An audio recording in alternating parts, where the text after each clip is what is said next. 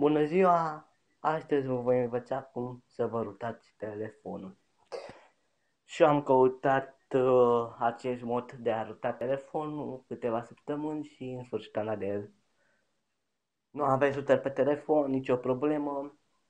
Cu niște aplicații, maxim 2-3 minute, aveți rutat telefonul.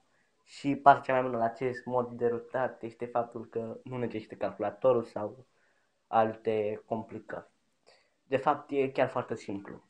Prima dată va trebui să descărcați aceste aplicații de pe net Gamma Root. Această aplicație vă va cere să instalați SuperSU care practic le dă voie sau nu aplicațiilor să acceseze routerul. Vedeți, da? Și cum am zis, intrăm din nou în Framaroot, ceea ce zice să selectăm routerul care ne convine, Boromir sau Barahir.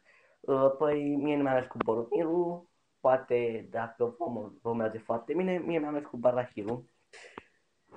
Stați puțin aici, dacă selectați aplicația, veți vedea că vă arată că ați avut succes, iar pentru a fi rutat telefonul, simplu, trebuie doar să-l redeschideți. Să-l închideți și să redeschideți din nou.